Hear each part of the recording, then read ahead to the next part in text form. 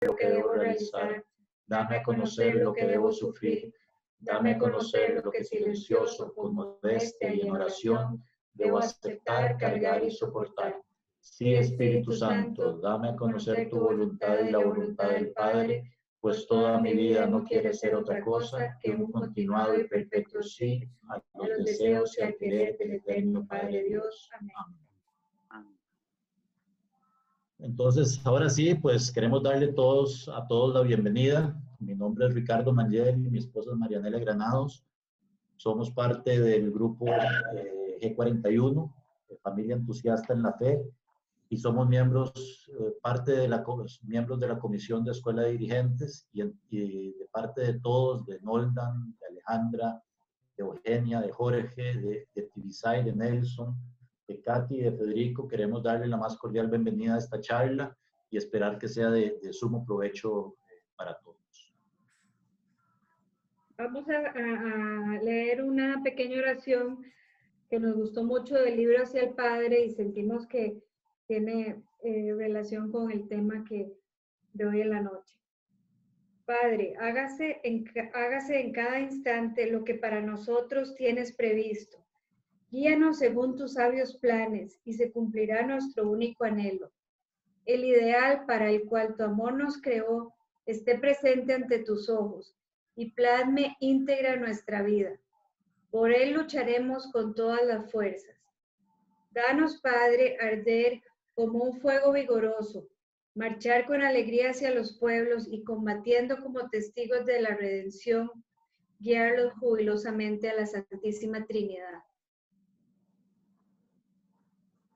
El charlista de hoy es una persona con muchísimos años de estar en el movimiento, el señor Manuel Emilio Montero. Él y su esposa Marianela son del grupo fundador y generador de Schoenstatt en Costa Rica, que inició este grupo en el año 1997. Ambos están ahora en el primer grupo de Federación de Familias de Schoenstatt, que se llama Patria Sevilla Familiar. Ellos son uno de los primeros matrimonios ticos que tuvieron la dicha y la oportunidad de conocer el santuario original en el año 1998 y han ejercido el cargo de coordinadores diocesanos durante 8 años. Este tema es muy importante para Manuel Emilio, ya que fue el enganche para él hacia Schoenstatt. Él da esta charla de Fe Práctica en la Divina Providencia desde el año 1997, desde que se inició en el movimiento. Antes de cederle la palabra a Manuel Emilio, sí queríamos hacerle ciertas recomendaciones. Por favor, durante la charla, guardar sigilo y respeto, buscar un espacio sin distracciones, preparar con tiempo antes de iniciar, que ya lo hemos ido haciendo, ¿verdad? Poner en silencio el micrófono y el celular, esperar que el facilitador abra el espacio para compartir, y lo que son las preguntas al final de la charla, por favor envíenlas al chat privado de Jorge Padilla y Eugenia Acón, y ahí en orden se van a ir recibiendo las preguntas y se van a ir atendiendo. También, por favor, los que vayan ingresando a la presentación, por favor, si pueden hacerlo con el nombre completo para poder llevar la lista de asistencia. Entonces, sin más, le voy a ceder el espacio a Manuel para que él nos empiece a hablar sobre la fe práctica en la Divina Providencia.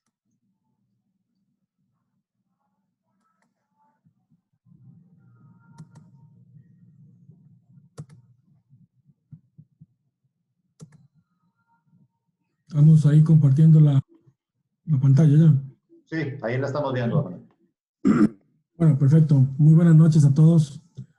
La verdad, como bien decían al principio, cuando yo ingresé a Schoenstatt la primera vez, se hablaba de la Mater, se hablaba de la Alianza de Amor, etc.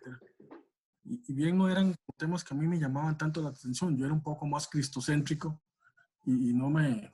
Pero bueno, acompañando a mi esposa, seguí yendo a las reuniones hasta que como en la tercera o cuarta reunión, alguien dijo que había que estudiar un tema que se llamaba Fe Práctica en la Divina Providencia y que había un librito pequeño del padre Rafael en aquel tiempo, que si alguien se ofrecía. Y yo, no sé, esas son las cosas del Espíritu Santo, levanté la mano, no sé por qué, y dije, me ofrezco a verlo, etc. Y realmente, después de que leí ese libro y di esa charla, a mí Schoenstatt me enganchó con este tema, que en el fondo es probablemente el eje sobre el cual se mueve Schoenstatt. Me resolvió muchas situaciones, me resolvió muchas congojas, angustias que yo tenía, y me ayudó a llevar una vida mucho más tranquila, mucho más de la mano de Dios. Tal vez, para empezar, uno debería preguntarse cuál es la esencia de un Schoenstattiano, qué es lo que nos identifica, qué es lo que realmente nos hace tener nuestro propio carisma, en qué nos identificamos, cómo nos ven desde afuera. Y muy probablemente la gente que nos ve de afuera nos va a decir que sí, que somos un movimiento mariano, porque nos ven con la mater, etcétera, y ciertamente somos un movimiento mariano. Pero hay muchos movimientos marianos. Si eso fuera así, entonces, ¿en qué nos distinguimos? ¿Qué es lo que nos hace diferentes de los otros movimientos? ¿Cuál fue el carisma que Dios Padre le regaló al Padre fundador, al Padre Kentenich, para precisamente crear este movimiento que ha tenido un auge a través de todo el mundo? Bueno, cuando uno estudia un poquito más este tema, uno se da cuenta que lo nuestro, lo más auténticamente schoenstattiano es la fe práctica de la Divina Providencia. Y esto porque constituye todo, absolutamente todo lo que hay en Schoenstatt, se mueve, funciona y se genera a partir de la fe práctica de la Divina Providencia. No es que alguien se lo inventa, no es que alguien se lo saca de la manga, no, es a través de la fe práctica de la Divina Providencia como se tomaron las mejores decisiones desde el Padre Fundador, prácticamente desde el inicio de su sacerdocio. Él ya tenía esa vocación de la fe práctica en la Divina Providencia. Podríamos decir entonces que la fe práctica es precisamente aquellos, son los rieles sobre los cuales corre Schoenstatt. Son los rieles que permiten a Schoenstatt estar adaptado al mundo. Porque como vamos a ver ahora, permite la fe práctica de la Divina Providencia el poder estar en línea con lo que Dios quiere y nos dice a cada momento y en cada instante.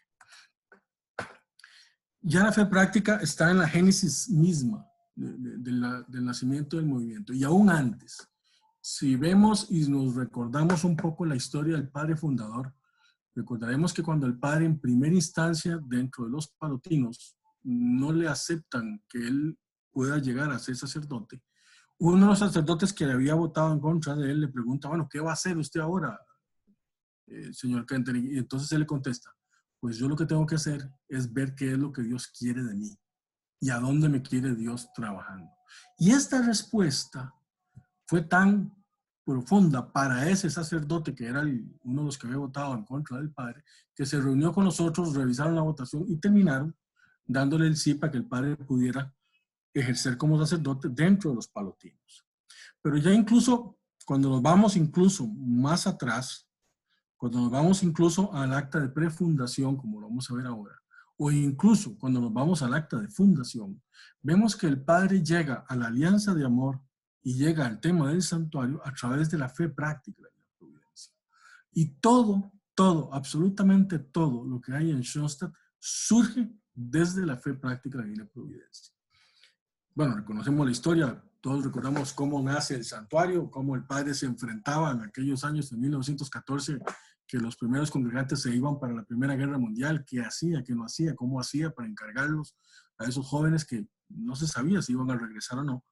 Al Padre le llega un libro, una revista de un abogado italiano, Bartolo Longo, que había hablado de fundar un santuario a partir, no de una aparición de la Virgen, sino a partir de querer que la Virgen se radicara ahí a través de la forma en que ellos lo constituyeron.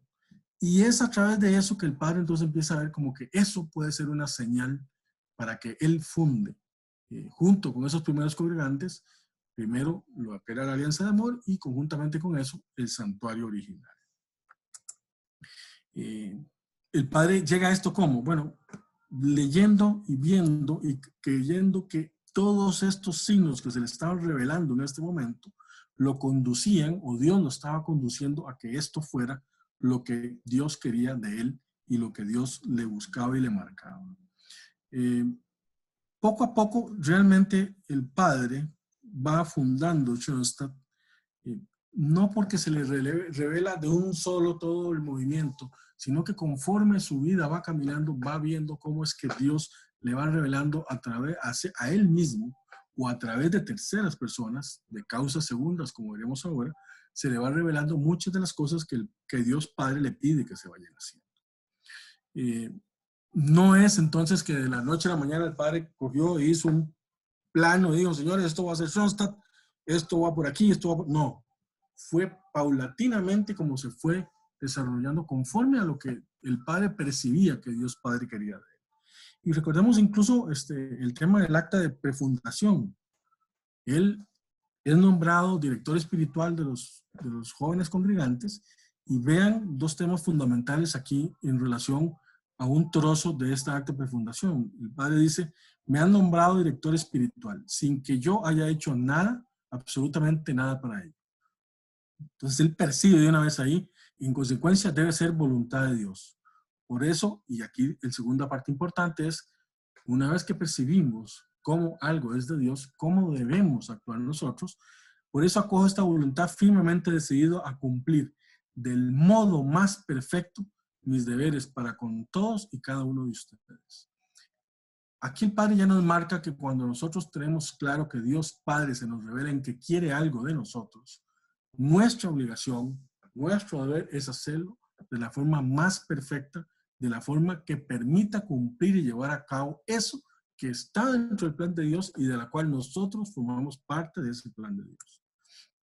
Ahora, bueno, ¿qué es la fe práctica y la providencia? Si tomáramos los 4 términos y los descompusiéramos, cada uno por separado, nosotros diríamos que fe es nuestra relación con Dios, práctica de todos los días en la vida diaria, divina es Dios Padre y providencia, aquel que lo provee, aquel que toma las providencias para todo lo creado. Podríamos decir entonces que la fe práctica, si quisiéramos definirlo, es nuestra relación diaria con el Dios Padre providente. Es nuestra relación, nuestra vida con aquel que precisamente gobierna el mundo, el Señor de la historia, el Señor del mundo, el que maneja todo lo que ha creado. Esto ya implica una visión muy clara del Padre Fundador de que Dios Padre no solo creó el mundo, sino que rige el mundo y está detrás de todo lo que pasa en el mundo. Todo, absolutamente lo que se mueve es porque Dios así lo quiere y está dentro de su plan. Ahora, si hablamos de la fe práctica y de providencia, uno debería poner a pensarse, bueno, muy bien, eso se le ocurrió al Padre Fundador, muy bien, el Padre Kenton, se le ocurrió una buena idea, una buena teoría. Bueno, pero ¿qué hay detrás? ¿Cómo podemos justificar que efectivamente es algo que Dios quiere y que Dios quiere que la cosa se vea así?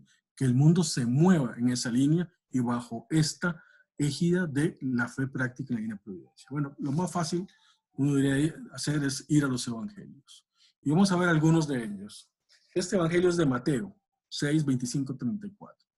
Es un evangelio que a mí en lo personal me golpeaba mucho, porque todo lo que se dice ahí al principio, de esas preocupaciones de qué va a pasar mañana, cómo voy a hacer con mi trabajo, con qué voy a pagar estas cuentas, tengo algunas cosas para este mes que viene, pero no sé qué va a pasar en el mes 4, 5, 6 y 7 de este año. Bueno, esas eran parte de las angustias que yo tenía. Y a mí me resolvió la fe práctica, y después de entender la fe práctica, este evangelio, muchas de esas angustias y muchas de esas congojas con las que yo vivía y que me vivían básicamente angustiado. Vean lo que les dice al final. Son los paganos los que van detrás de estas cosas. El Padre que está en el cielo sabe bien que todos ustedes las necesitan. Busquen primero el reino y su justicia y todo lo demás se les dará por añadidura. No se inquieten por el mañana. Dios va a cuidar de todos ustedes. Sobre el plan de Dios. Bueno, si evidentemente hay un plan de Dios, ¿dónde está? Bueno, Lucas 12 nos lo dice muy claro. Hasta los cabellos de vuestra cabeza están todos contados. No temáis. Esto nos lleva a que el plan de Dios no solo es un plan como dirían por ahí, macro, no, sino que va hasta en sus más ínfimos detalles. Todo, absolutamente todo, está previsto dentro del plan de Dios.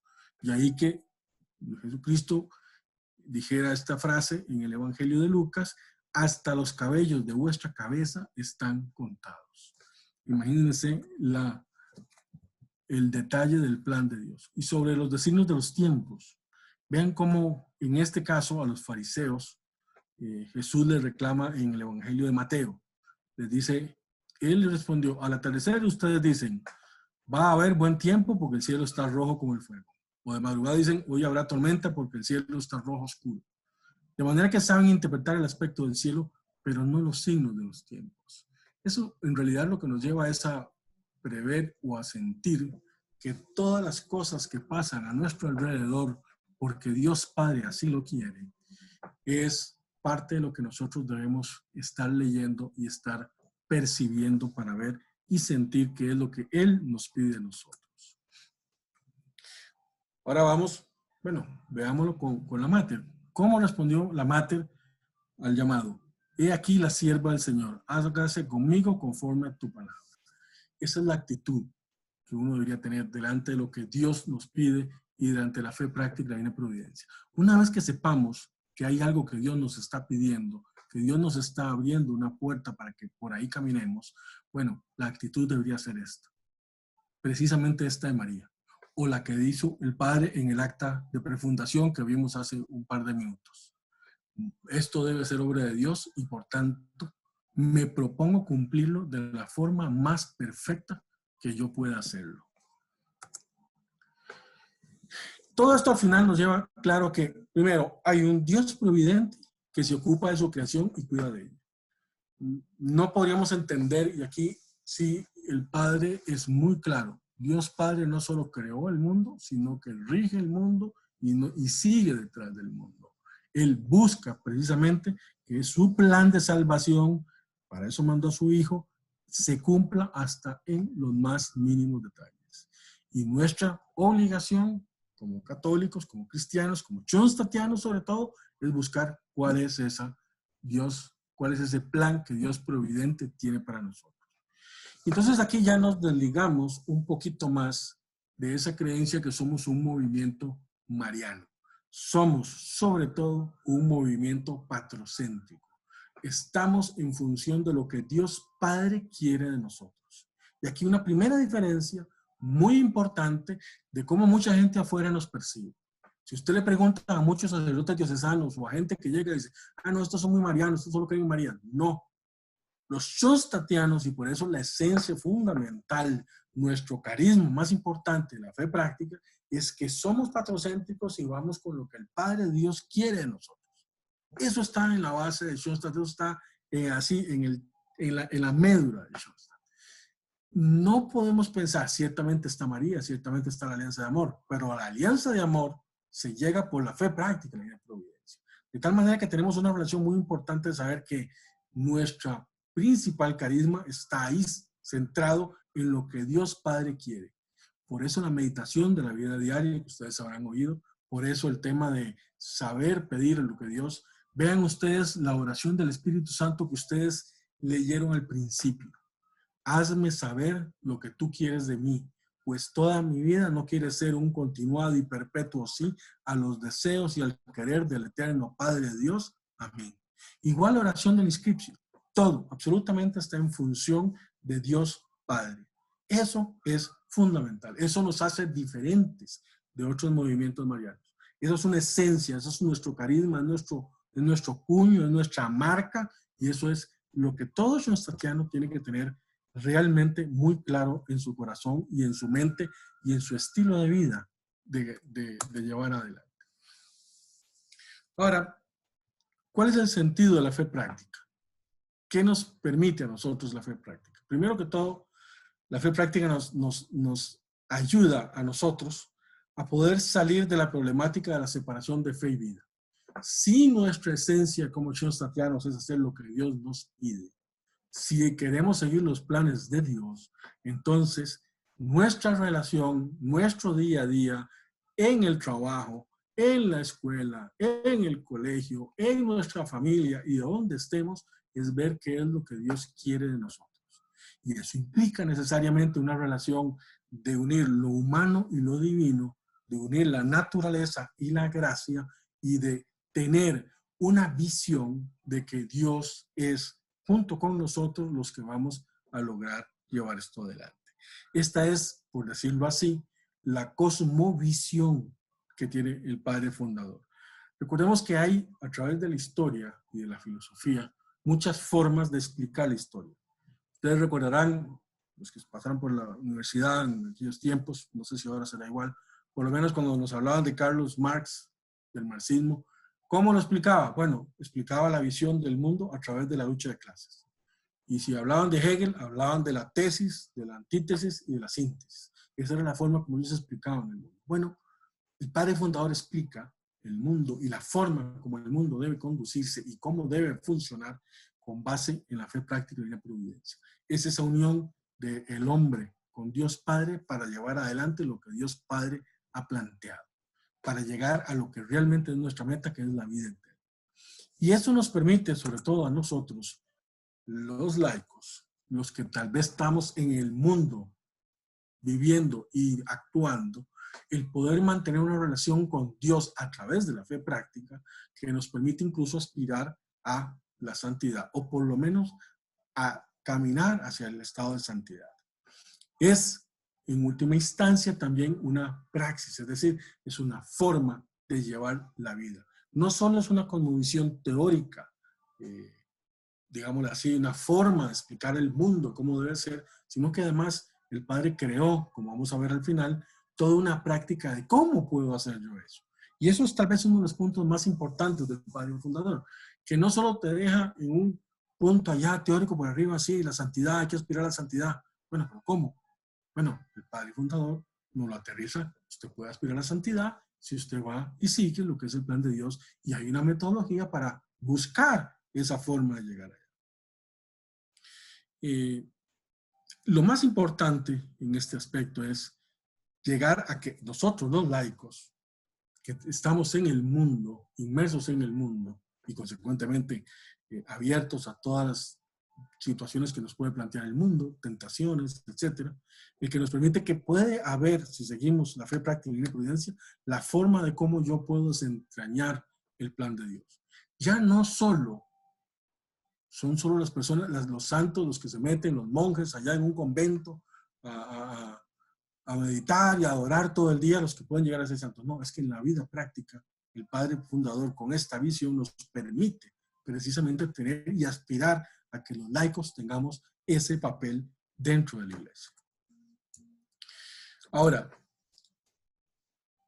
si eso es así, y si vimos como al principio que la fe práctica implica una relación con Dios diaria para ver lo que el Dios providente quiere de nosotros, eso nos implica que los shostatianos tenemos que tener un concepto de la fe que es mucho más complejo, que es mucho más allá de lo que normalmente se ve. Y aquí hay que tener claro que no basta para un shostatiano rezar el rosario. Ciertamente hay que rezar el rosario, es muy importante. Ciertamente hay que cumplir los mandamientos, es muy importante. Pero un shostatiano, por su carisma, por su fundador, debe ir mucho más allá. Yo no me puedo quedar simplemente en ver que las cosas pasan. Yo tengo que saber que lo que Dios quiere, lo tengo, lo aplico y voy y lo llevo a la práctica. Eso me obliga a que mi concepto de fe sea mucho más activo, mucho más participativo del plan de Dios y de lo que Dios quiere de mí y lo que Dios espera de mí. Y aquí, puntos importantes dentro de la pedagogía del Padre Fundador es precisamente, entre otras cosas, el ideal personal. El ideal personal es aquello que Dios Padre pensó de nosotros, que está en nuestra alma escrito y que cada uno de nosotros, con obviamente los talleres respectivos, debe tratar no de inventar cuál es su ideal personal, sino de descubrir aquello que Dios Padre puso en nosotros. Y es precisamente ese ideal personal que significa no solo saber y conocer lo que Dios Padre quiere de nosotros, la idea que Dios Padre puso en nosotros para llevar adelante dentro de su plan de Dios, dentro de su plan de amor, sino que implica también un ideal de tareas. Si Dios quiere algo de mí, como Manuel Emilio Montero, como abogado, como esposo, como padre, como abuelo ahora, bueno, señores, tengo que ejecutarlo. De nada me sirve quedarme con la idea si no la ejecuto. Y aquí es donde el Schoenstattiano tiene esa fe que tiene que ir mucho más allá. No basta una fe de voy, rezo, sigo los 10 mandamientos y ahí me quedo en mi casa y no me pregunto por nada, qué es lo que Dios quiere, ni qué es lo que tengo que ir a hacer para poner en la práctica ese plan de Dios. Y aquí vamos a tener que ver, ya que vamos a ver este concepto de la fe, algunos errores de la fe, en la que no tenemos que caer los schoenstattianos. Una fe sentimental es aquella fe que normalmente es una fe sin obras. Es muy conocido la frase de que una fe sin obras es una fe muerta. Bueno, no podemos un schoenstattiano estar con ese concepto de la fe. Tampoco podemos estar en un concepto intelectual. Sí, yo sé que Jesús murió en la cruz, yo sé que fue crucificado, nació el tercer día. Pero de ahí a que yo viva eso, estoy realmente en otro mundo. El tercer concepto, una fe moral, aquella que cree que las cosas, la fe me sirve para saber qué es lo que es bueno y qué es lo que es malo, qué es lo que es pecado y qué es lo que no es pecado, y me quedo ahí. Y tampoco una fe pasiva, aquella que simplemente se limita a voy a misa, no, y punto, y nunca hago nada por nadie, ni me preocupo, etc. Esas no son conceptos de fe para un schoenstattiano.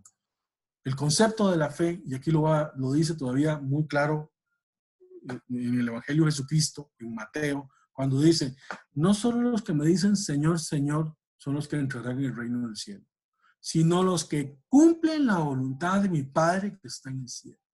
Ya aquí nos meten necesariamente en que nuestra fe tiene que ser una fe participativa de ese plan de Dios, de ese plan de amor. Yo tengo que buscar qué es lo que Dios quiere de mí, qué es lo que me dice y realizarlo. No basta con que sí, Señor, sí, me golpeo el pecho. No, tengo que ir mucho más allá. Y eso es muy importante porque eso es lo que hace que Schoenstatt tenga esa vitalidad. Por eso es que Schoenstatt tenga precisamente esa forma de que vamos aquí, vamos allá, nos metemos, vamos a misiones, hacemos madrugadores, hacemos esto, hacemos el otro, porque es fundamental, es parte de nuestra esencia tener precisamente el tema. Ahora bien, aquí las cosas se empiezan a complicar, porque cuando hablamos de saber qué es lo que Dios quiere, hay que tener claro que hay tres poderes que juegan en el mundo. Dios, el hombre y el demonio. Así como hay cosas que Dios nos está diciendo, así también nosotros tenemos nuestras debilidades, nuestros orgullos, nuestras soberbias, nuestros deseos terrenales, no terrenales, y por supuesto hay un tercero, el innombrable, que siempre está viendo a ver cómo se nos atraviesa a nosotros y cómo nos hace caer.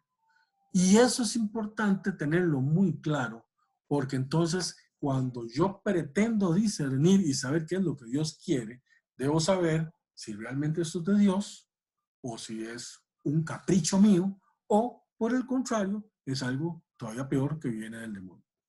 Entonces, vamos a la parte de Dios. Dios sabemos que tiene un plan desde toda la eternidad. Ya lo vimos en el evangelio anterior, donde dice que hasta el último de sus cabellos están contados. Ya lo vimos también donde dice que solo aquel que cumple lo que el Padre dice es el que va a entrar en el reino de los cielos. Entonces es fundamental saber que si Dios tiene un plan, nuestro deber es tratar de buscar cuál es nuestra posición, qué es lo que nosotros debemos de desempeñar en ese plan. Y a través de él va a ir Dios creando y gobernando este mundo. Como dice Santo Tomás de Aquino, hay una ratio ordinis infinem ultimus. A mí como soy abogado, los latinazos estos me fascinan, no a mucha gente le fascinan, pero bueno, es parte de nuestra idiosincrasia de los abogados tener todos estos latinazos. ¿Qué es lo que quiere decir Santo Tomás? Hay una orden de ser destinado a un fin último. En última palabra, es un orden que viene desde toda la eternidad ordenado hasta un fin último. Este fin último es un fin que no es de este mundo, es un fin que trasciende. ¿Por qué? Porque el fin último de nosotros, los católicos, es precisamente la vida eterna. Y eso trasciende nuestra vida actual terrenal. todos estos fines o este fin que Dios tiene es un fin que solo Dios conoce, sabe y maneja. Y que muchas veces para nosotros es absolutamente incomprensible, y probablemente si fuera comprensible para nosotros no sería un plan de Dios. Estaríamos jugando casi que Dios, pero es parte del misterio de Dios. Pero hay un plan divino establecido desde toda la eternidad destinado a salvación. Y aquí tal vez una frase que a mí siempre me llama. Y Dios Padre en su providencia y en su sabiduría y bondad cuida tanto del individuo como de una ciudad como de un pueblo y de todo un pueblo como de toda la humanidad. Y cuida de una manera tan especial por la comunidad como si no hubiera individuos, y cuida tanto de cada individuo como si no hubiera comunidad.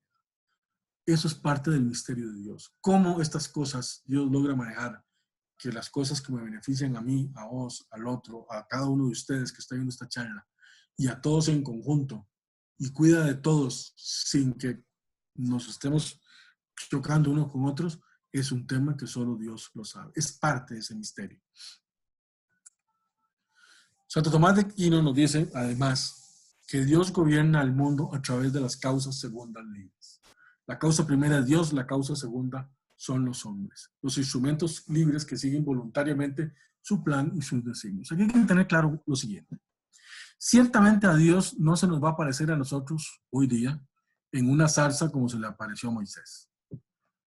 Él no va a pasar, pero sí lo va a hacer a través de otras personas, a través de signos, a través de gente. Y hay que tener muy claro que cuando uno está en una comunidad como la de Schoenstatt, muchas veces Dios nos dice las cosas no directamente a nosotros, sino a alguno que está en una comunidad con nosotros o en un grupo o en un curso o donde sea. Y lo que debemos tener nosotros es muy claro que esas son causas segundas, que estos son probablemente mensajes que Dios nos está mandando y que debemos estar atentos a esas cosas que pasan. Nuevamente volvamos al Evangelio. ¿Cómo es que muchas veces sabemos que va a llover, pero no sabemos leer los signos de los tiempos, como decía Jesús? ¿Cómo es que esas cosas que están pasando a la par no las logramos ver? Bueno, precisamente, como vamos a ver al final, el poder afinar esa metodología o ese procedimiento de cómo investigar y ver qué es lo que Dios quiere, es un arte que poco a poco uno debe ir cada vez afinando mucho más y más. Pero hay que tener claro que es a través de estas causas segundas como Dios logra manejar el mundo. Recordemos, entre otras cosas, Dios sabe sacar bien de mal. Aun cuando muchas cosas malas pasen, Dios sabe lograr sacar de eso el bien y el mal. Y veámoslo todavía hoy día con todo este tema del coronavirus. Dentro de toda esta tragedia, dentro de todos estos temas, hay cosas que están pasando muy importantes. Uno ve solidaridad, uno ve gente que se mata trabajando con su vocación de médico, de enfermero, de salud, etcétera, para salvar la vida a otros. Uno ve que hay gente que se ayuda, uno se ve que los gobiernos tratan de manejarse y ver cómo ayudan a salir unos de otros y cómo cooperan unos con otros en los temas de ciencia, etcétera. Quiere decir entonces que sí hay muchas veces en cosas malas, cosas donde Dios logra sacar cosas buenas. Y eso es algo muy importante de tener claro cuando hablamos de la fe práctica en la divina providencia. El hombre. Este es el segundo poder que gesta la historia. Como tenemos el libre albedrío, nosotros podemos decidir si participamos o no del plan de Dios. Podemos estar cercanos a Dios, podemos participar del plan de Dios, podemos seguir con el plan de Dios, podemos decidir no hacerlo. También podemos, en muchos casos, poder decidir cosas que a mí me gustan, que a mí me llaman, satisfacer mis caprichos, mis orgullos, mi soberbia, etc. Y hay que tener muy claro cuándo juega una cosa y cuándo juega la otra. Cuando hablamos de la fe práctica, estamos hablando de cosas que evidentemente vienen de Dios. Pero aquí es donde empieza a complicarse el tema, porque entonces, nuevamente, bueno, este carro que yo me voy a comprar, este Mercedes-Benz último modelo, ¿es porque Dios lo quiere o porque yo quiero satisfacer mi orgullo o mi necesidad de montarme en un Mercedes-Benz? ¿Dónde estoy? ¿Dónde juega? ¿Qué es que Dios no decide en estos temas? No tengo que seguirlo, solo cuando hay grandes decisiones, entonces tengo que preguntarle a Dios. No, Dios juega en todo. Dios nos permite todo, pero realmente también debemos tener claro que hay cosas que tenemos que ver con Dios si realmente son lo que nosotros queremos o no queremos, o si es lo que Él quiere o lo que mi capricho quiere sencillamente establecer. Me recuerdo aquí como un pequeño anuncio. Una vez en un taller que estaba llevando yo de mercadeo, no sé por qué, ponen un anuncio donde un tipo llega a un dealer de vehículos con la familia, la esposa, el marido y 3 niños. Entonces, por supuesto, el anuncio trataba de que el dealer tenía que buscar cómo satisfacer las necesidades del cliente. Y si el cliente llegaba con su esposa y 3 niños, pues lo lógico era buscar un vehículo que cumpliera o llenara las necesidades de eso, que era un carro familiar. Entonces, pues, muy bien, empiezan a enseñar el carro familiar, y a la par del carro familiar había un Mustang rojo, descapotable, enorme, precioso. Y el marido, tiro que podía, volvía a ver el Mustang rojo y decía que bueno este carro, y la mujer otra vez los entraba y otra vez los iba a meter el carro, y los niños ya estaban montados cada uno en el carro, cada uno con una ventana, no había discusión, etc. Y al final, el anuncio lo que termina diciendo, siendo un tema de publicidad o mercadeo, es que si bien uno debe tratar de satisfacer las necesidades del cliente, muchas veces no se logra cumplir las necesidades del cliente, porque el cliente tiene sus caprichos y sus cosas. Entonces la última escena es ver el tipo que va manejando un vehículo, pasando por el Golden Gate, y conforme la toma se va abriendo desde arriba, se ve que el carro que anda no es el carro familiar que estaban viendo con los hijos, sino que es el Mustang rojo descapotable. ¿Qué quiero decirles con esto? Muchas veces las decisiones que tomamos las tomamos en función de nuestros caprichos. No necesariamente estamos siguiendo lo que debería ser, lo que Dios nos pide, sino que lo hacemos en función de nuestras necesidades, de nuestras pequeñeces, de nuestras miserias, etc. Ahora, ¿cuál es la actitud que podemos tener delante de la fe práctica y la divina providencia como hombres?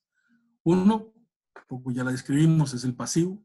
Es alguien que, aún conociendo y aceptando la divina providencia, sencillamente no la ve pasar y no colabora, no se mete, no toma decisiones. O el activo, que es aquel que simplemente va por la vida haciendo lo que él quiere, sin tomar en cuenta el plan de Dios y simplemente viendo lo que a él le conviene en su aspecto meramente personal. Un poco el de... O, y esta es la que deberíamos tener todos los cristianos, el hombre colaborador, el hombre providencialista. Es que sabiendo lo que Dios quiere, sabiendo lo que Dios nos está pidiendo y nos ha pedido a nosotros, buscamos el plan de Dios, lo entendemos, lo asumimos y sobre todo, y más importante, lo llevamos a la práctica. No nos quedamos ahí que sí, que yo creo que tal vez, no, lo ejecutamos. Bien lo dice San Agustín, Dios creó el mundo sin nosotros, sin embargo, no lo va a salvar sin nosotros. Es decir, requiere necesariamente de nuestra ayuda. Y aquí es donde nuevamente tenemos que ver que nuestra cooperación preclara y vigorosa en el plan de Dios no solo nos permite a nosotros tener una vida de mayor paz, de mayor tranquilidad, de menos angustia, de menos circunstancias dolorosas, pero además nos permite poder ayudar a la salvación de las otras personas o de mucha gente. Dios actúa, y aquí es importante, y nuevamente en el caso de hombre. No solo se trata de recibir, pero también cómo llevarlo a cabo. Un chostatiano, ¿se escucha, no?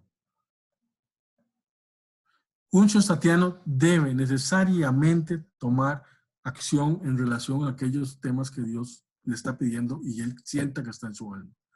Y veamos el ejemplo del padre fundador. En Dachau, el padre no se quedó ahí simplemente sufriendo, no, fundó institutos, fundó federaciones, etc. Y recordemos una anécdota famosa que tuvo el padre con un sacerdote que estaba muy angustiado porque creía que no iban a salir vivos de Dachau, que él cualquier día lo mataban, y entonces tenía esa angustia terrible. Y entonces en alguna medida le pidieron que por qué no hablaba con el padre Kentenich, que tal vez le podía ayudar en esa angustia, etc. Y de veras se fue a hablar con el padre Kentenich, y entonces le preguntó: padre, vea, ¿es que usted cree que nosotros vamos a salir vivos de aquí? Y el padre Kentenich se volvió y le dijo, vea, esa no es la pregunta más importante. La pregunta más importante es, ¿qué es lo que Dios nos está pidiendo que hagamos aquí mientras estamos en el campo de concentración? Eso es a lo que tenemos que realmente entregarnos y buscar. Y dice que el sacerdote se quedó un poco dudando y un poco tal vez divagando con el tema, porque después dijo, bueno, realmente si me hubiera dicho que yo voy a salir vivo de aquí, él no lo sabe. Nadie puede saber si vamos a salir vivos o no. Pero lo que sí es, Pues sí debemos saber que lo que Dios quiere es lo que deberíamos estar haciendo.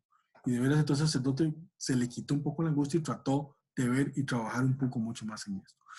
Cuando hablamos de este tema, de no solo saber qué es lo que Dios quiere, sino llevarlo a la práctica, necesariamente estamos ejercitando una de las virtudes cardenales, que es la fortaleza, que es precisamente el coraje y la decisión de llevar a cabo aquello que hemos sabido, aquello que hemos conocido. No podemos quedarnos en que sí, yo supe, pero mira, lo dejé pasar. No, eso es ser un tibio. Eso es, como dice el Evangelio, es ser un tibio. Y los tibios los van a vomitar.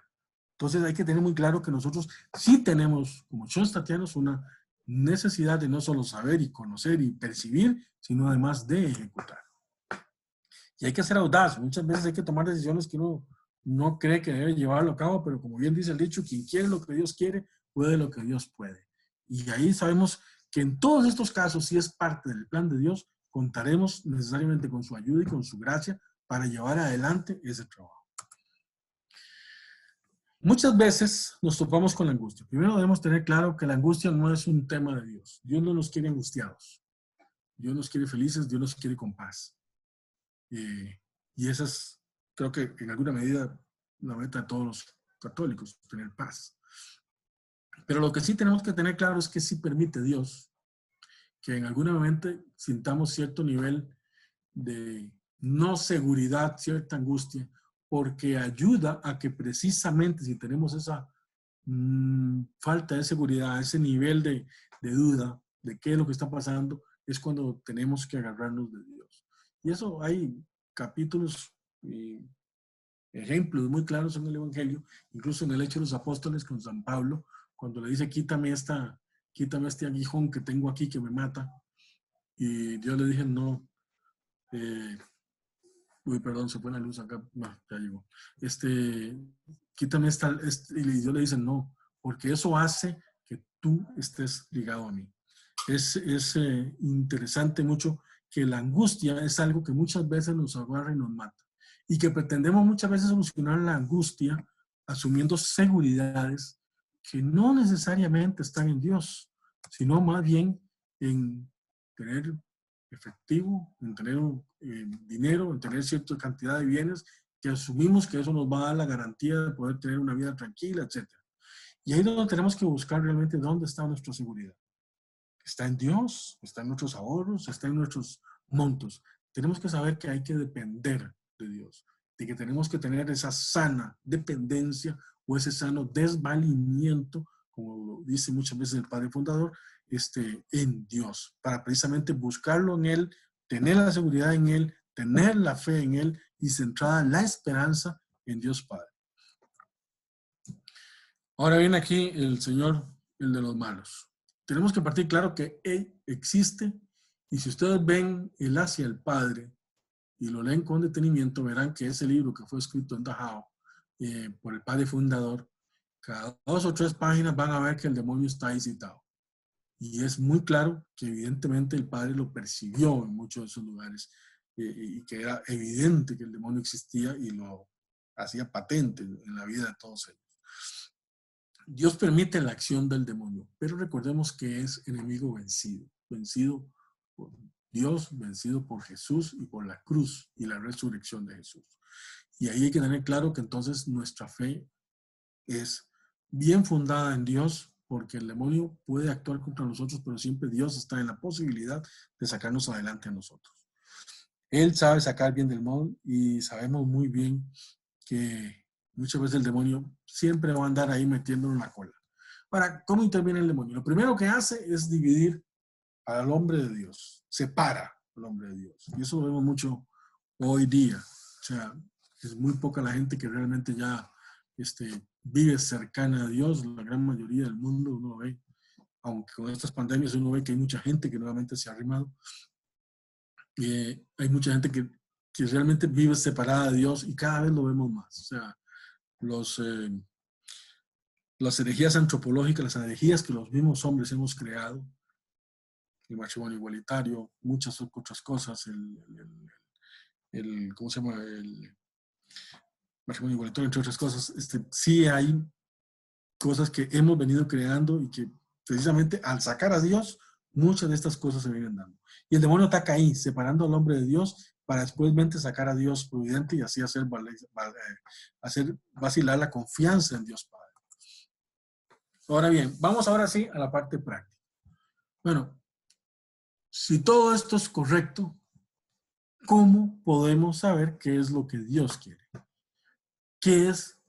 ¿Cómo se nos manifiesta Dios? Si ya no va a ser a través de una salsa ardiendo, como se le apareció a Moisés, ¿cómo Dios Padre puede manifestarnos a otros? ¿Cómo es que yo puedo leer cuáles son esas causas segundas que habla Santo Tomás? ¿Cómo puedo yo lograr leer los signos de los tiempos? Bueno, aquí es donde entra la metodología que el Padre creó y que es muy interesante y muy importante para llevar y aterrizar todo lo que hemos hablado. Primero que todo, el Padre habla de una ley de la puerta abierta. Dios se manifiesta muchas veces a través de pequeñas señales que Él va dando. Muchas veces esta ley de la puerta abierta es de veras muy evidente. A veces son pequeñas endijas.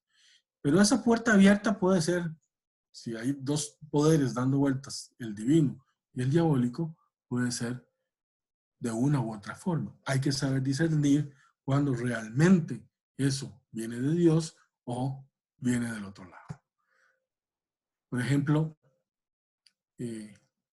uno pudiera decir que si, este es un ejemplo que a veces hago como chiste, pero bueno, uno pudiera decir que si yo, que soy casado, etcétera, de un momento a otro aparece una mujer por ahí y me empieza a dar pelota, etcétera, el otro, uno pudiera decir, mira, que hay una puerta abierta, ¿será que me la mandó Dios esto? No, no puede haber ni puede haber ahí un sentido lógico de que eso sea de Dios. Para eso, precisamente, nosotros debemos corroborar con las otras formas como debe ser.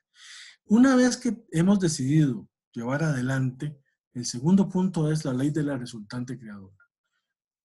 ¿Cómo podemos estar seguros que aquello que creímos que era una puerta abierta divina, es de Dios? Bueno, porque la resultante creadora de haber tomado esa decisión tiene que darnos a nosotros frutos. La gracia de Dios se percibe. La paz que nosotros tenemos, lo fructífero que ha sido el tema, excede lo que son nuestras fuerzas humanas. Ahí vemos muy claramente cuando Dios realmente está detrás de esas cosas. Cuando la resultante creadora, por el contrario, es intranquilidad, pérdida de la paz, nos sentimos con el ánimo bajo, etc. Entonces decimos, esto no era lo que Dios quería. Entonces, a rato hay que echar para atrás, devolverse y decir, bueno, ¿dónde es que Dios realmente? Y volver a retomar el camino hacia lo que Dios o la puerta abierta que nos lleva. ¿Cuáles son los pasos para poder llegar a encontrar la fe práctica en la primera iglesia? El primero es observar. ¿Qué vamos a observar? Voces del tiempo, las cosas que están pasando a nuestro alrededor. Y aquí pueden haber grandes acontecimientos, como el tema de la pandemia, como lo que está pasando en los Estados Unidos, como pueden haber cosas pequeñas que mañana alguien llegó y le pidió a usted, mire, haga un favor de esto, etcétera, del otro. Cosas de Dios, voces del tiempo, muchas veces pueden ser cosas del mal. Cuando uno ve al señor que está en los Estados Unidos, Trump, diciendo que hay que echar el ejército a la calle, uno dice, bueno, estos son voces del tiempo, no es por aquí el camino. Son señales que uno puede ir viendo que no es por ahí la cosa. Esas son las cosas, pero pueden ser en el pequeño acontecer diario. Y aquí es fundamental lo que es que nosotros hagamos lo que en Shostak se llama meditación de la vida diaria, que no es otra cosa más que cada día nos sentemos en algún momento y veamos, bueno, ¿Qué me dijo Dios hoy? ¿Qué ha pasado hoy que realmente Dios me esté hablando? Hay que detenerse. No podemos pensar que en el corre del día y todas estas cosas podemos analizar. Ciertamente uno puede tomar algunos detalles de cómo va ahí, pero al final del día uno debe sentarse y decir, Señor, ¿qué es lo que me dijiste? Hoy me pasó esto, hoy me pasó esto otro. ¿Qué me estás diciendo de qué tengo que hacer aquí, qué tengo que hacer allá? Ese detenerse, esa meditación de la vida diaria es fundamental para poder llegar a ver qué es lo que Dios quiere en función de esa fe práctica que nos mueve y que nos debe llevar adelante. Y eso significa revisar un poco la vida, o sea, qué está pasando hoy, qué me dijo, qué vi, etc. Estas voces del tiempo son en realidad hechos. Y aquí quiero dejarles una tarea de inicio. Hoy, con todas estas cosas que están pasando, ¿cuáles son las voces del tiempo que ustedes perciben? ¿Cuáles ven ustedes? ¿Qué creen que Dios nos está diciendo a través de todo este tema del coronavirus, de toda esta pandemia, de las situaciones que pasan en los Estados Unidos, de todas estas cosas? ¿Qué voces del tiempo? Pero se trata sobre todo de ver hechos, cosas que pasan. No análisis, no vamos a analizar en esta etapa aquí, no vamos a analizar, no solo vamos a ver, bueno, ¿qué veo? Bueno, hay gente que ayuda, hay gente que está empezando a rezar, hay gente que no se está comportando y sigue siendo igual, hay gente que es solidaria, hay gente que está preocupada, hay gente que está sin trabajo, hay gente que ha perdido ingresos y está en situaciones económicas difíciles. Bueno, hay gente que está siendo oprimida, hay gente que, etcétera. Esos hechos son las voces del tiempo que tenemos que estar viendo, analizando siempre y en todo momento para ver dónde Dios nos está hablando, dónde Dios nos está diciendo. Sea porque hay cosas que están bien, como puede ser que la solidaridad, etcétera, etcétera, como también podemos ver las actitudes de los policías en los Estados Unidos, etcétera, que uno dice, esto no puede ser. Bueno, ahí hay cosas que Dios nos está diciendo a cada momento. El segundo paso, junto con las voces del tiempo que vamos a tener que tener claro, son las voces del alma. ¿Qué son las voces del alma? Las voces del alma son precisamente, se dice que el Espíritu Santo escribe en el alma de cada uno de nosotros. Ahí es donde Dios nos dice y nos señala qué es lo que quiere cada uno. Nuestro ideal personal está escrito ahí en el alma. Esas son las insinuaciones del Espíritu Santo. El padre fundador se decía que tenía una habilidad extraordinaria para poder leer en las personas cuando les hacía dirección espiritual, confesión, etcétera, de ver qué es lo que había escrito en el alma y aconsejarles lo que ahí estaba diciendo Dios. Y también se decía que muchas de las cosas que él veía de cómo iba a desarrollarse el mundo, qué estaba pasando en el mundo, él lograba percibirlo de ese sentir del alma de todas las demás personas. Bueno, aquí es fundamental saber qué es lo que cada uno de nosotros, y aquí sí es muy personal, porque no es lo mismo lo que me dice a mí, que lo que le dice a mi esposa, que lo que le dice a Mangel, que le dice a Jorge o cualquiera de ustedes. Cada uno tiene un lugar diferente, cada uno es una individualidad, a cada uno Dios Padre le dice. Entonces, si nos volvemos a las voces del tiempo y hemos analizado esas cosas, algunas de esas van a resonar especialmente en nuestra alma. Hay cosas que a lo mejor les pasan a ustedes y esto no es, pero hay algunas que sí les van a resonar.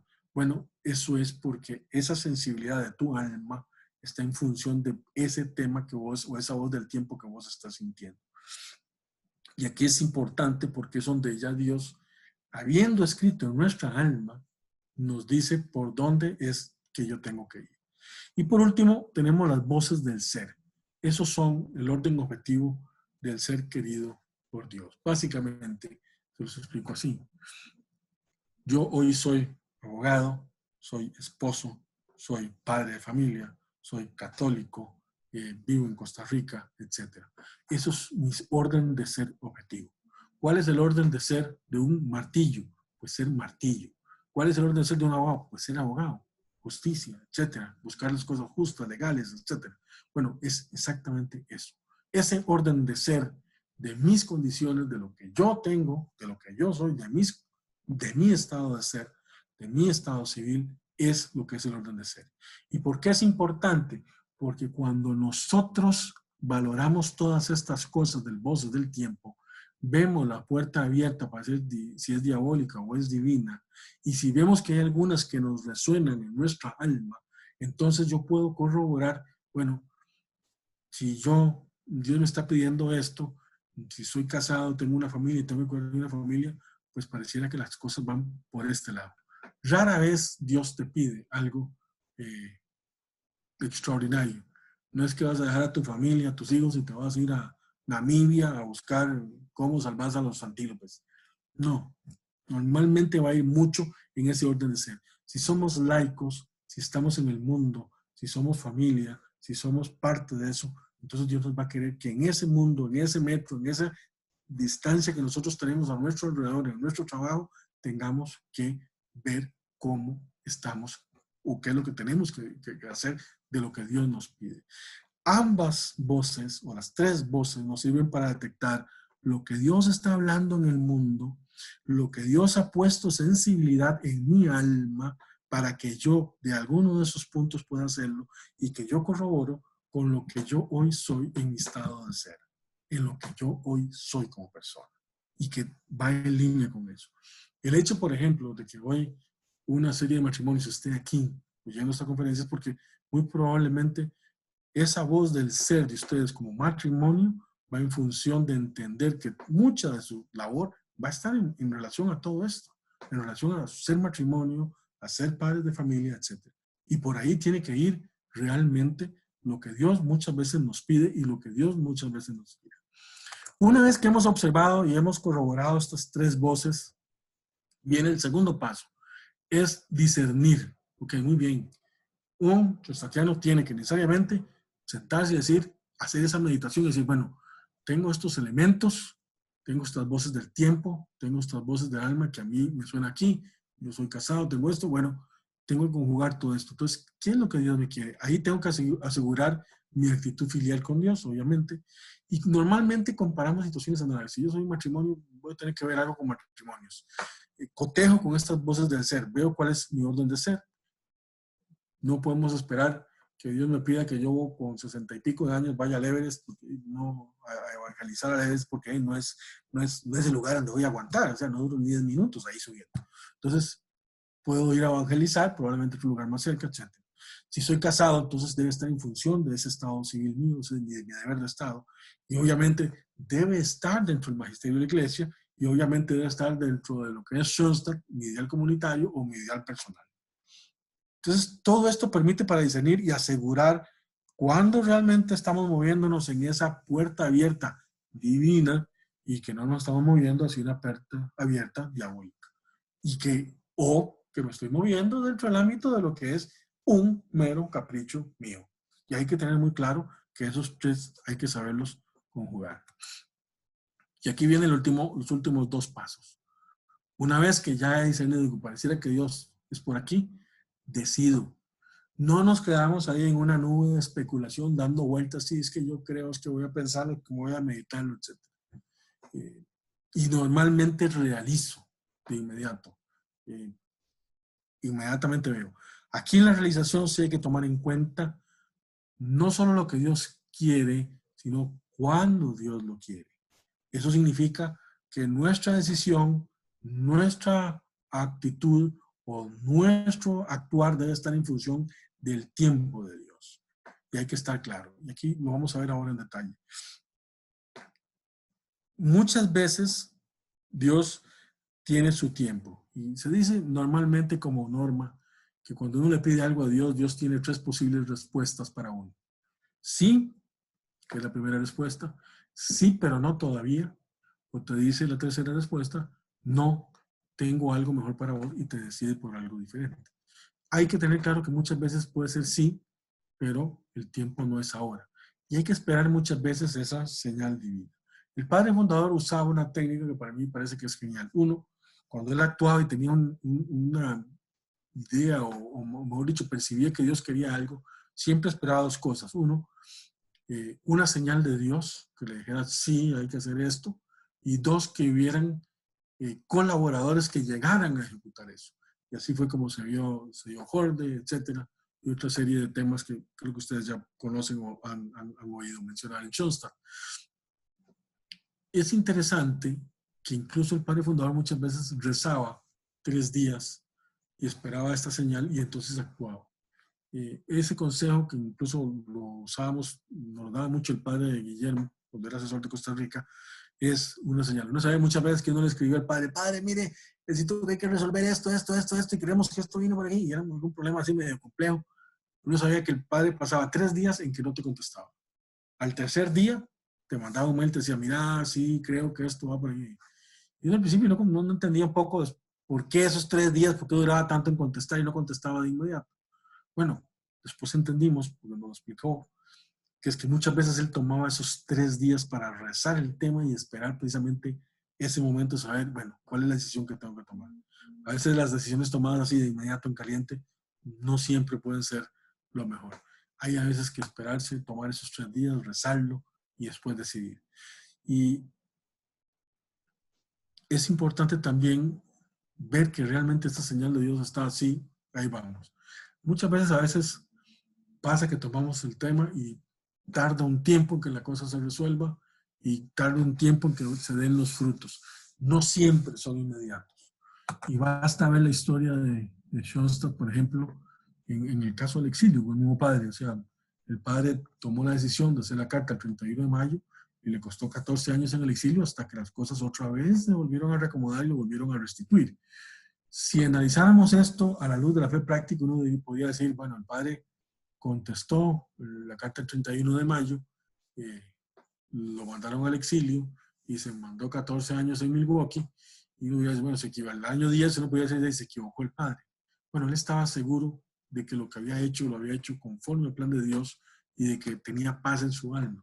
Y los relatan mucho aquellos que lo visitaban, que lo veían a él, a pesar de estar en el exilio, con una paz y una tranquilidad que no era usual en alguien que hubiese pasado por un proceso tan complicado como ese. Bueno, esa paz es precisamente parte de lo que es los frutos de la fe práctica, de la puerta abierta y de la ley de la resultante creadora. Esa paz de poder estar tranquilo. Al año 14, las cosas se devolvieron y el padre volvió a traer nuevamente un movimiento y arrancó de nuevo todo. Es importante también aquí ver que los éxitos muchas veces no tienen que ver nada en el espíritu económico. A la hora de evaluar, la resultante creadora tiene más en función de aquellos frutos o aquellos valores que son trascendentes. Paz en el espíritu, tener amor, tener alegría, no necesariamente son éxitos materiales. No se mide por ahí las cosas de Dios. Y lo que sí es muy evidente cuando es algo que Dios actuó es que los frutos muchas veces exceden lo que son nuestras fuerzas. O sea, si uno ve lo que el Padre hizo con aquellos congregantes en 1914, en octubre de 1914, hacer esa alianza de amor, uno diría, bueno, 100 años después, que esa alianza de amor esté esparcida por el mundo, realmente excede las fuerzas de aquellos congregantes y del Padre Fundador. Evidentemente aquí hubo una resultante creadora que fue muy fructífera, y eso solo se puede atribuir porque era y está dentro del plan de Dios. Ahora, muchas veces la abundancia de los frutos también tiene su dolor y sus pruebas. La prueba más grande es precisamente esto del 31 de mayo. Lo hicieron pasar 14 años en el exilio, pero no por ello puede decirse que ha fracasado. Muchas veces hay que esperar algún tiempo hasta que Dios Padre, evidentemente, da los frutos. Aquí sí creo que es muy importante, sobre todo cuando uno tiene esa resultante creadora, es esos frutos de paz, de alegría, tranquilidad, amor. Si vos hiciste y actuaste porque creíste que era tu conciencia en ese momento, lo vas a percibir. Sino el bajonazo inmediato que vos vas a tener en tu espíritu, en tu forma de vivir, vos decís, esto no era por aquí, esto me equivoqué, algo pasó, no es esa la decisión que debí haber tomado. Y muchas veces hay que devolverse y decir, bueno, me equivoqué, hay que devolverse, no era esto, tomemos el camino que es. Y parte sin novedad, es decir, hay que volver a rectificar. Muchas veces nos podemos equivocar en las decisiones que tomamos y hay que volverse y decir, bueno, era por este otro lado. Si estoy trabajando con Dios, como bien dice la frase, debería percibir de una forma u otra la acción de su gracia. Y eso nos decía el Padre Fundador. Es evidente que eso lo vamos a sentir y es la forma que podemos estar claro que esa decisión que tomamos es realmente lo que Dios quería. Nos va a dar precisamente esa tranquilidad de espíritu, nos va a dar esa posibilidad de sentirnos muy satisfechos de lo que se hizo y estar claros de que así fue. Bueno, esto es básicamente, no sé si hay alguna otra pregunta, duda, algo. No sé si fue claro, no sé si fue muy rápido. Cualquier duda, con mucho gusto. Muchas gracias, don Manuel. De verdad, una charla exquisita, es la palabra que se me viene a la mente. Es la segunda vez que la llevo precisamente con usted y ya quedó convidado para llevarla una nueva vez. Hay que ver puertas abiertas, a lo mejor parece algún otro que la pueda dar mejor. Siempre hay que ver. Como ver Star Wars, uno nada más quiere seguirla viendo, ¿verdad? De verdad, muchas gracias, de verdad. Nos han llegado, estoy como Amelia Rueda, tenemos aquí miles y miles de mensajes de WhatsApp diciendo lo bueno que ha estado esta charla. Igual en el chat privado acá de Zoom, tenemos unas preguntitas de gente que ya se ha animado, ¿verdad? Porque de verdad la mayoría son felicitaciones que le extiendo, don Manuel, y Eugenia y yo acá presente le extendemos. Nos preguntan acá que si nos puede ilustrar con algún ejemplo concreto, digamos, alguna voz del alma, que tal vez son las más difíciles de interpretar. Te pongo un ejemplo que me pasó hace poco. Tal vez merece una explicación inicial. Me dijiste que había gente de otros países, creo, ¿no? Sí, señor. Ok, bueno, aquí hay un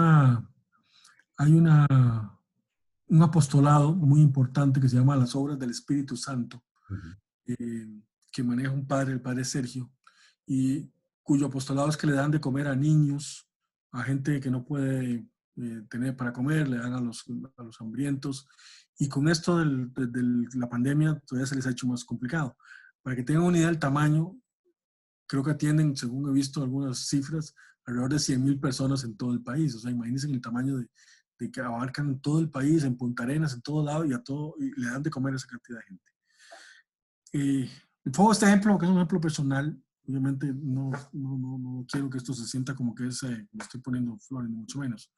Yo el otro día estaba en mi bufete y en eso soy asmático y necesitaba ir a comprar las bombas de salbutamol. Crucé la calle hacia una pequeña farmacia que estaba ahí, que es como un pequeño centro comercial ahí cerca del peaje de Escazú.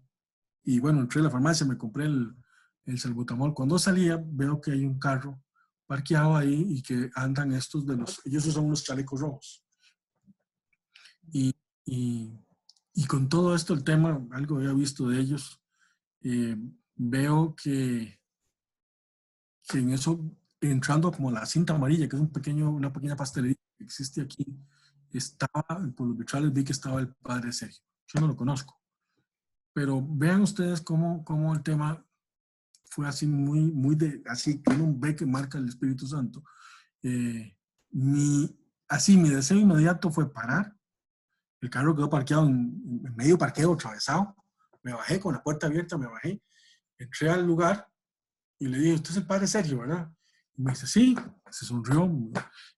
Vea, padre, yo le ayudo con esto. Y saqué la plata que tenía en la billetera. No era mucho, la verdad. Yo nunca ando mucho efectivo y le di como 16,000 pesos, 17,000 pesos, no recuerdo. Y le dije, padre, yo lo que puedo ayudarle, tengo esto, tome, muchísimas gracias, se lo agradezco montones. Bueno, me lo agradeció montones.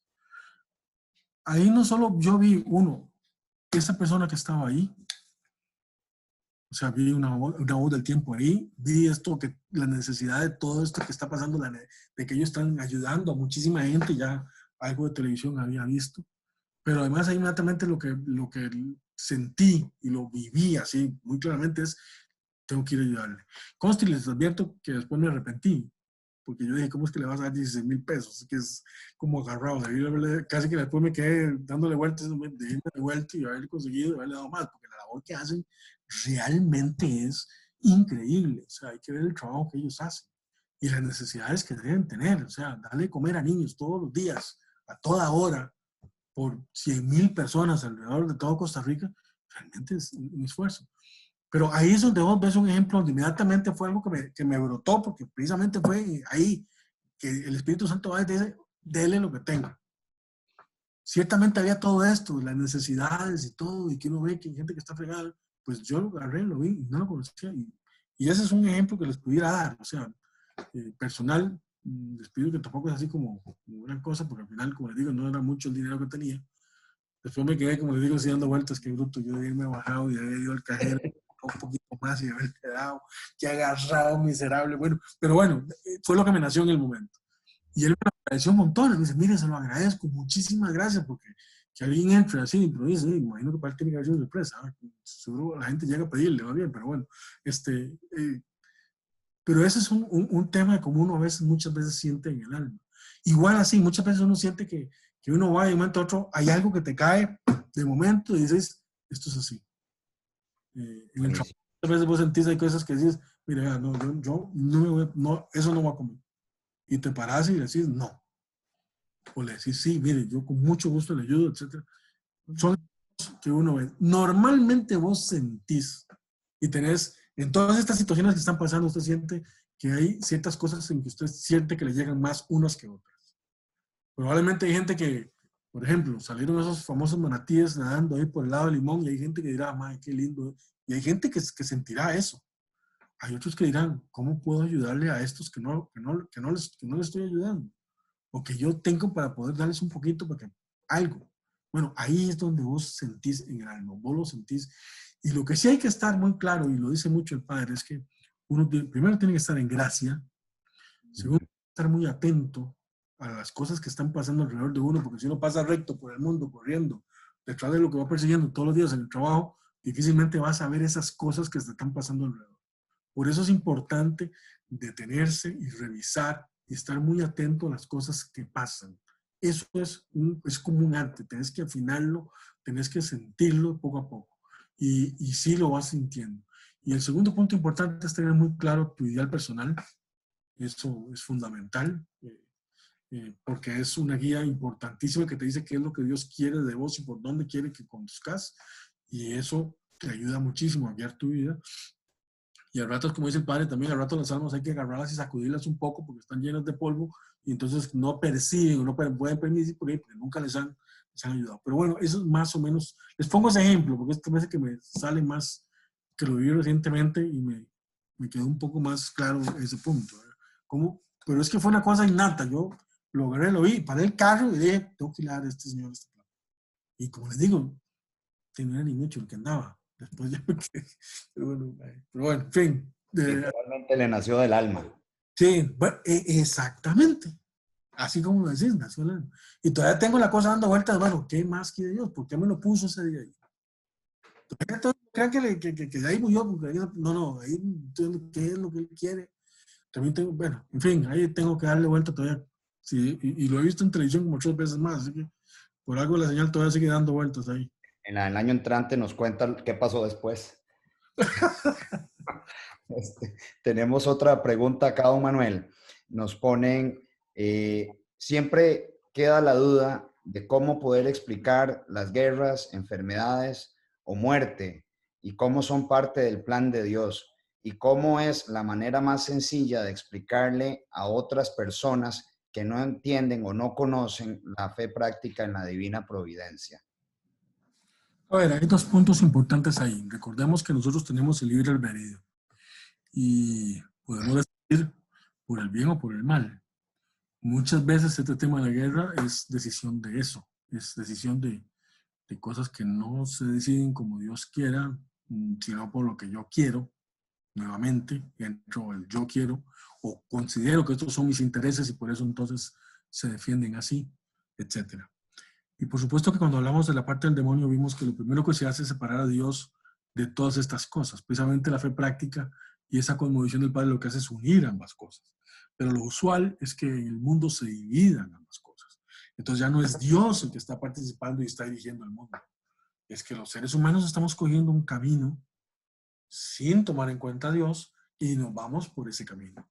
Lo que pasa en Nicaragua, perdonen, con los señores estos, no dice cómo es posible que no hayan tomado medidas alguna con la población. Bueno, no sé, cosas que uno dice, ¿y esto es de Dios? No, no es de Dios, no es Dios el que está diciendo eso. Dios, tengamos claro, en su gran amor y su gran respeto por nosotros, nos permite que nosotros podamos decidir qué es lo que queremos decidir. Por eso el libre albedrío.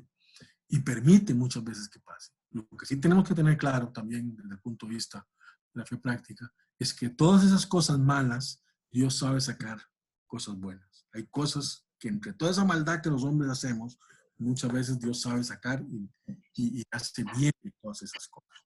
Pero bueno, eso es una explicación bastante simple. Normalmente queremos, y es el otro tema, que de aquellas cosas que hacemos mal o aquellas cosas que no hacemos siguiendo a Dios, sino por lo que nosotros queremos, después cuando las cosas salen mal, lo más lógico es echarle la culpa a Dios. ¿Qué ver con eso? Dios no está. Hoy leía un chat, no recuerdo dónde fue que vi un texto o algo así de alguien que decía, hablaba sobre el Titanic. El Titanic lo anunciaban como que era un barco tan perfecto que ni Dios mismo lo podía hundir. Y así se anunciaba. Bueno, señores, Dios no anda hundiendo barcos. ¿Lo hundió por qué? Bueno, porque el capitán le metió máquina, no se dieron cuenta que habían iceberg y sencillamente le pegaron contra un iceberg por su soberbia, por su orgullo de llegar a Nueva York con 2 días de anticipación o no sé cuántas horas de anticipación y se dieron con el iceberg de frente. Bueno, pero eso Dios tuvo que ver, ¿no? No, Dios no anda hundiendo barcos como lo anunciaban. Eso no es la función de Dios. Pero ahí al rato nos metemos en esas cosas. O sea, ¿por qué se invadió Irán o Irak? Bueno, ¿por qué se invadió? No fue porque iban a evangelizar, iban por el petróleo. Entonces, nuevamente, ¿son decisiones de Dios? No, son decisiones de nosotros los hombres, que tomamos un camino de una u otra forma.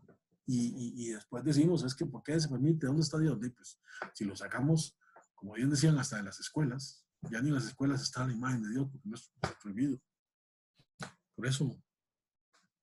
Correcto.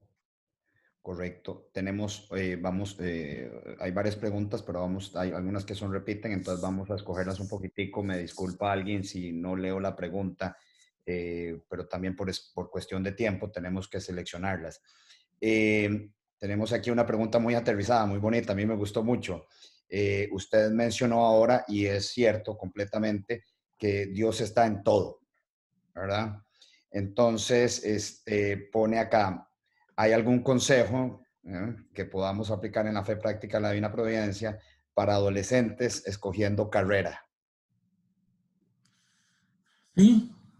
A ver, lo primero yo creo es que la persona debería tener su ideal personal claro. El ideal personal te ayuda mucho a escoger y a decidir qué es lo que vos querés en tu vida. Y ahí está escrito para qué Dios te quiso y te pensó en este mundo. En mi caso, mi ideal personal está muy claramente delineado así hacia la rama de la abogacía. Va en función de eso. Eso te ayuda. Hay una vocación y yo creo que esa vocación normalmente Dios te la puso y lo que tienes que buscar es cuál es esa vocación, dónde vos te sentís bien. Y obviamente creo que eso es lo que uno tiene que buscar. O sea, si empezó a decidir que es que esto no me va a dejar plata o eso, me parece que ya empiezo a torcerme en nuevamente las cosas que no son. Uno debe sentirse nuevamente en la línea de la fe práctica, aquello donde usted se sienta feliz, usted se sienta paz. Si usted no está por esa línea, entonces usted se está metiendo en otro camino que no es el... Si cree que el éxito de su vida va a ser lo económico, bueno, ya estás pensando en otra forma. Pero aquello que te da paz, aquello que te da tranquilidad, aquello que te hace feliz, que es para lo que vinimos, o que lo que Dios quiere en nosotros, es lo que uno debería buscar. ¿Cuál es esa carrera? Tendrías que buscar cuáles son tus afinidades, cuáles son tus cualidades. Toda la pedagogía de Schoenstatt va muy en línea de todo eso. Desde conocer tu temperamento, desde conocer tu ideal personal, cuáles son tus fortalezas, cuáles son tus debilidades. Todo eso permite poder llegar al final a decidir muchas de estas cosas. Excelente. Tenemos otra ahí que se basa con el tiempo que estuvo el padre Ken tenía en el exilio, que él en su fortaleza espiritual de pronto sentía bien y la fuerza o la resultante iba a llegar tiempo después. Bueno, tomó 14 años todo este tiempo, pero a veces también alguna persona equivocadamente oyendo voces que no son las correctas puede creer que está haciendo algo bueno y tardar muchísimo tiempo para darse cuenta que está mal. ¿Qué ejercicio podemos recomendar para nosotros saber discernir efectivamente cuáles son las voces de Dios y cuáles son las voces que no vienen de Dios o que son simplemente anhelos o caprichos personales o voces del maligno, ¿verdad? Yo creo que ahí el tema es nuevamente cómo vos sentís tu espíritu después de que tomas esas cosas. Si vos estás claro que ahí te da paz, tenés tranquilidad, tenés amor, tenés alegría, está muy claro, etc. ¿Por qué el padre no lo veían alterado, angustiado, triste en Milwaukee? Porque él estaba claro que todo lo que él había dicho era en función de lo que Dios le había pedido. Entonces él estaba claro que no era él, que él no se lo había inventado. Uno pudiera pensar, tal vez, si vas un poco más atrás, y cuando estaban los profetas y los profetas se mandaban a decir las cosas que decían, y estaban muchas veces profetizando cosas que iban a pasar no sé cuántos años después, y que se iban a dar no sé cuántos años después. Entonces, y siempre ellos fueron claros de que esa era la voz de Dios que les estaba pidiendo eso. Entonces, yo creo que esa forma de sentirse uno claro, a pesar de que las cosas puede ser que se equivocara, o que nosotros lo vieran mal, etcétera, tomó mucho tiempo al padre. Es más, si probablemente el Concilio Vaticano no aparece, probablemente el padre, quién sabe si todavía estaría en Milwaukee, o ahí lo hubiera enterrado. Bueno, pero aparece el Concilio Vaticano y lo que el Concilio Vaticano viene a hacer básicamente es a refrendar todo lo que él había dicho 50 años antes. Entonces, muchas veces hay que tener claro, esos son circunstancias que tienen aquellos que son fundadores, aquellos que son prácticamente gente que Dios los buscó para buscar ese cariño. Y ahí que sea importante poder tener claro cuál es su fe. Muy bien. Por ahí andan las preguntas porque creo que en la última se resumieron muchas. Bueno, aquí tenemos una nueva. ¿Qué recomendación daría usted para lidiar con la angustia tan arraigada en nuestro tiempo? Apegarse a Dios. O sea, hay un punto importante en esto de la fe práctica. Y va muy ligado también a otro tema muy sostatiano que es el poder en blanco. Tenemos que tener claro que hay cosas que es lo mejor que nos puede pasar en la vida, estar apegados a las cosas de Dios y al plan de Dios y desligarnos, renunciar a muchas cosas materiales, a muchas exigencias que la misma sociedad nos mete. Esas angustias normalmente vienen por estar pegados a las cosas materiales. A mí me pasaba, yo vivía pegado a los temas materiales y era una angustia ver que aquel otro tenía y yo no, aquel está haciendo tal cosa y yo no. Eso te termina matando. Y yo creo que al final uno tiene que saber entender las bendiciones que Dios te da cada día, que Dios te regala cada día. Y hay que ver claro que mucho de eso a veces lo damos por obvio, y ese es tal vez uno de nuestros más grandes errores. No es obvio que yo haya amanecido hoy, muchos no amanecieron, y con esto el COVID en muchos países mucha gente falleció y no están, bueno, es un regalo de Dios haber estado hoy aquí, es un regalo de Dios haber estado hoy aquí con ustedes, etc. Entonces hay que tener claro que muchas veces lo que buscamos son bienes materiales, bienes terrenales que no van a ir más allá, pero si nos logramos apegar a aquello que creo que son las cosas que realmente valen y que trascienden más allá de nuestra vida, uno puede vivir mucho más liviano. Se puede muchas las angustias. Les digo porque yo vivía con esas angustias de lo económico, que no podía, que sí podía, que aquí iba a pasar. Bueno, la fe práctica me ayudó, fue de las cosas que más me ayudó a entender que hay un Dios que cuida de mí, que tengo que hacer las cosas lo mejor que puedo, ciertamente. Es decir, aquí hay una frase que oí el otro día que decía que uno debe hacer las cosas como si Dios no estuviera, pero lo que no era válido es que yo no hiciera nada como si Dios tuviera que hacerlo todo. Hay que poner las manos de uno a trabajar en lo mejor.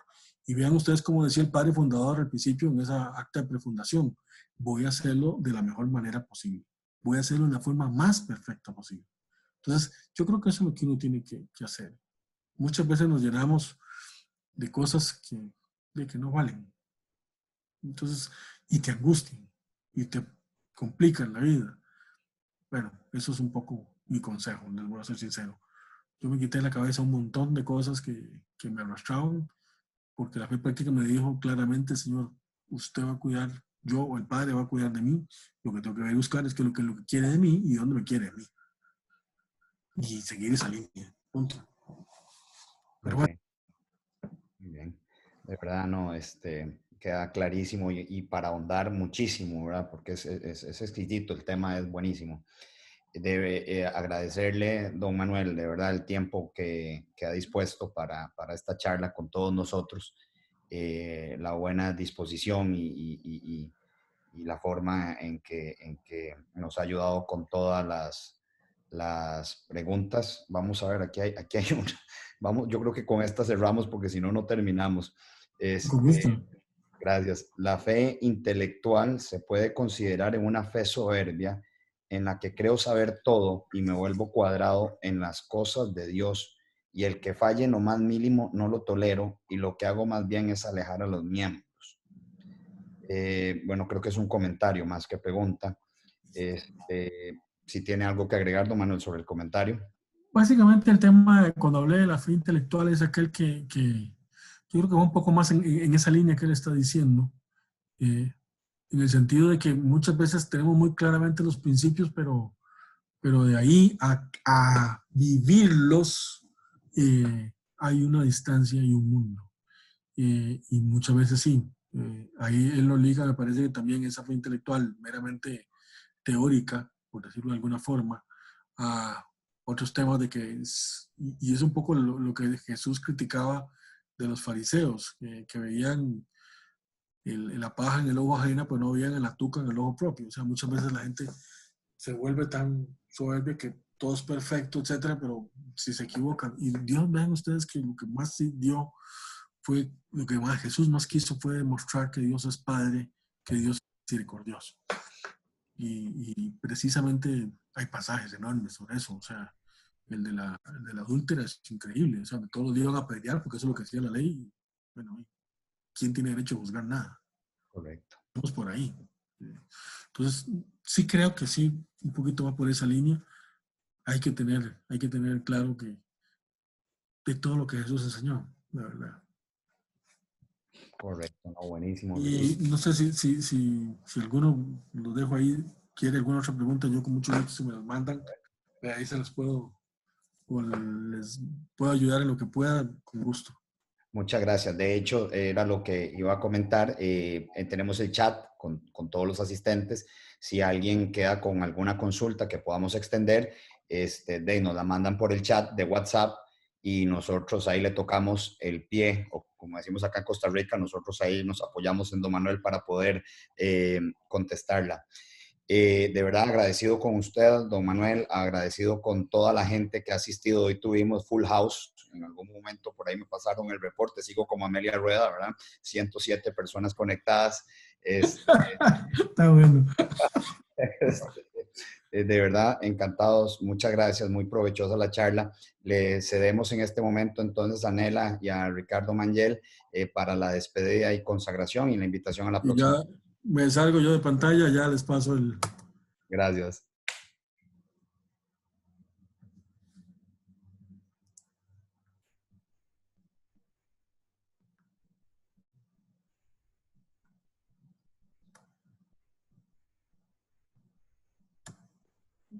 Muchas gracias, don Manuel. Nuevamente, de parte nuestra, de todo el comité y de todos los participantes, le agradecemos mucho esta charla que en realidad es tan importante para todos nosotros. Queríamos aprovechar antes de finalizar y consagrarnos, queríamos aprovechar e invitarlos a la próxima charla. Es Leyes de la Conducción Orgánica, Estilo Pedagógico de Schoenstatt para el 12 de agosto. Entonces están todos cordialmente invitados para esta charla. Y sin más, procederíamos a consagrarnos. Oh Señora mía, oh Madre mía, yo me ofrezco en todo a ti y en prueba de mi filial afecto te consagro en este día mis ojos, mis oídos, mi lengua y mi corazón. En una palabra todo mi ser, ya que soy todo tuyo, oh Madre de bondad, guárdame, defiéndeme y utilízame como instrumento y posesión tuya. Amén. Buenas noches, muchas gracias a todos por la participación, muchas gracias, don Manuel, y a todo el equipo. Buenas noches. Muchas gracias a ustedes más bien por la invitación. Buenas noches. Buenas Gracias. noches. Buenas noches, muchas gracias. Buenas noches. Buenas noches.